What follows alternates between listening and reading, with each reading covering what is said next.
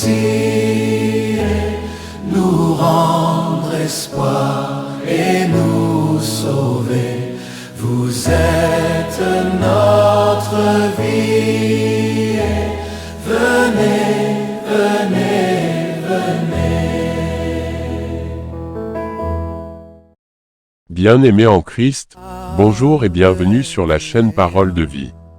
Au nom du Père, du Fils et du Saint-Esprit, Amen. C'est toujours un grand plaisir pour moi de partager la parole, le message de Dieu avec vous. Dieu notre Créateur, nous voici rassemblés devant ta parole en ce jour. Cette parole qui est notre ultime chemin, cette parole qui partage ta sagesse, cette parole qui nous partage le bonheur et nous conduit sur notre destinée. Toi qui as fait resplendir la lumière parfaite, Seigneur Jésus, illumine nos cœurs et nos vies dans cette année nouvelle. Que notre écoute soit vraie, que nos vies soient transformées par ta parole, et que ton esprit nous conduise vers l'amour profond et la paix intérieure. Seigneur, purifie nos cœurs et accorde-nous ton pardon par cette prière. Acte de pénitence. Seigneur Jésus, tu nous appelles à aimer comme tu aimes. Pardonne-nous nos manques d'amour, nos fermetures de cœur, et nos peurs qui nous empêchent de vivre pleinement ta lumière. Accorde-nous un cœur nouveau, plein d'amour, d'espérance et de miséricorde. Amen. Frères et sœurs, écoutons à présent les textes du jour. Celui qui aime Dieu, qu'il aime aussi son frère. Écoutons cet extrait de la première lettre de Saint Jean chapitre 4, verset 19 et chapitre 5, verset 4. Bien-aimés, nous aimons parce que Dieu lui-même nous a aimés le premier. Si quelqu'un dit « J'aime Dieu » alors qu'il a de la haine contre son frère, c'est un menteur. En effet, celui qui n'aime pas son frère, qu'il voit, est incapable d'aimer Dieu, qu'il ne voit pas. Et voici le commandement que nous tenons de lui, celui qui aime Dieu, qu'il aime aussi son frère. Celui qui croit que Jésus est le Christ, celui-là est né de Dieu, celui qui aime le Père qui a engendré aime aussi le Fils qui est né de lui. Voici comment nous reconnaissons que nous aimons les enfants de Dieu, lorsque nous aimons Dieu et que nous accomplissons ses commandements. Car tel est l'amour de Dieu, garder ses commandements, et ses commandements ne sont pas un fardeau, puisque tout être qui est né de Dieu est vainqueur du monde. Or la victoire remportée sur le monde, c'est notre foi. Parole du Seigneur. Dernier jour, jugez le monde sur l'amour que nous veillons pour ce retour. Frères et sœurs, écoutons et recitons avec joie le psaume du jour. Tous les rois se prosterneront devant lui, tous les pays le serviront. Dieu, donne au roi tes pouvoirs, à ce fils de roi ta justice.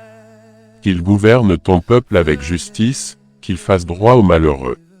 Tous les rois se prosterneront devant lui, tous les pays le serviront. Il les rachète à l'oppression, à la violence, leur sang est d'un grand prix à ses yeux. On priera sans relâche pour lui, tous les jours, on le bénira. Tous les rois se prosterneront devant lui, tous les pays le serviront. Que son nom dure toujours, sous le soleil, que subsiste son nom. En lui, que soient bénies toutes les familles de la terre, que tous les pays le disent bienheureux. Tous les rois se prosterneront devant lui, tous les pays le serviront. Venez, venez, venez. Venez, divin Messie, nous rendre espoir et nous sauver. Vous êtes notre vie. Venez, venez, venez. Bien-aimés en Christ, levons-nous et acclamons l'évangile du jour.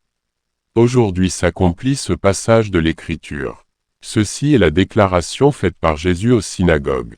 Suivons attentivement cet extrait de l'évangile de Jésus-Christ selon saint Luc chapitre 4, du verset 14 à 22a. Acclamation, Alléluia, Alléluia. Le Seigneur m'a envoyé porter la bonne nouvelle aux pauvres, annoncer aux captifs leur libération. Alléluia. En ce temps-là, lorsque Jésus, dans la puissance de l'Esprit, revint en Galilée, sa renommée se répandit dans toute la région. Il enseignait dans les synagogues, et tout le monde faisait son éloge. Il vint à Nazareth, où il avait été élevé. Selon son habitude, il entra dans la synagogue le jour du sabbat, et il se leva pour faire la lecture. On lui remit le livre du prophète Isaïe. Il ouvrit le livre et trouva le passage où il est écrit « L'Esprit du Seigneur est sur moi parce que le Seigneur m'a consacré par l'onction. Il m'a envoyé porter la bonne nouvelle aux pauvres, annoncer aux captifs leur libération, et aux aveugles qu'ils retrouveront la vue, remettre en liberté les opprimés, annoncer une année favorable accordée par le Seigneur. » Jésus referma le livre, le rendit aux servants et s'assit.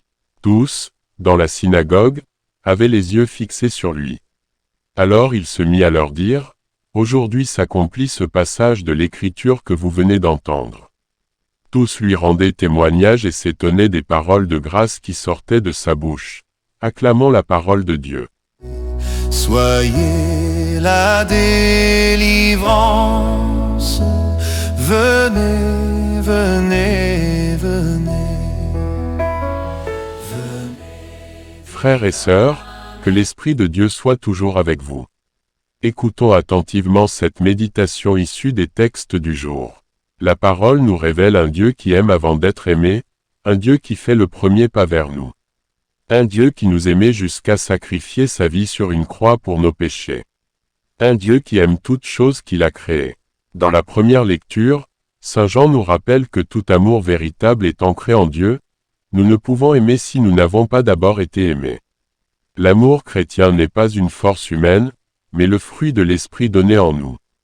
Dans l'Évangile, Jésus se présente comme celui qui accomplit la prophétie d'Isaïe, annoncer la bonne nouvelle aux pauvres, libérer les captifs, redonner la vue aux aveugles. C'est là la mission de chacun de nous. Quand nous aimons comme Dieu nous a aimés, nous devenons lumière pour les autres, instruments de paix, nous devenons la source de joie et de sourire pour les autres, signe vivant de l'amour divin. Dans un monde souvent marqué par la peur, la division et l'égoïsme, le message de ce jour est clair. L'amour parfait chasse la peur, l'amour parfait ne jalouse pas, l'amour parfait n'est pas orgueilleux, l'amour parfait ne trahit pas son prochain, l'amour parfait partage du bonheur autour du soi. Et la foi en Jésus nous rend victorieux dans les défis de la vie. C'est une invitation à sortir de nos zones d'ombre, à tendre la main à ceux qui sont seuls ou marginalisés, et à partager la lumière que le Christ nous offre. Loué soit Jésus-Christ. Bien-aimés dans le Seigneur, unissons nos voix et adressons cette prière de fin pour implorer davantage la lumière de Dieu à illuminer nos cœurs. Prions, Seigneur Jésus, tu es la lumière qui brille au cœur de nos ténèbres. Donne-nous la force d'aimer sans condition, d'accueillir nos frères et sœurs avec compassion, et de vivre chaque jour selon ta parole. Que ton Esprit Saint nous guide, qu'il emporte nos peurs et allume en nous un feu d'amour. Fais de nous des artisans de paix et de joie en ce monde. Amen. Frères et sœurs, merci d'avoir écouté Parole de vie. Abonnez-vous pour ne plus rater d'autres publications, et surtout partagez la parole de Dieu autour de vous. À demain pour une autre parole. Votre règne, venez, venez.